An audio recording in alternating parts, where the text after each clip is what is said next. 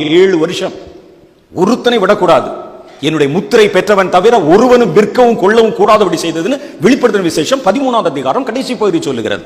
அந்த முத்திரையை பெற்றவர்கள் பரலோகத்துக்குள்ளே போக முடியாதுன்னு வெளிப்படுத்தின விசேஷம் 20ஆம் அதிகாரம் சொல்லுகிறது.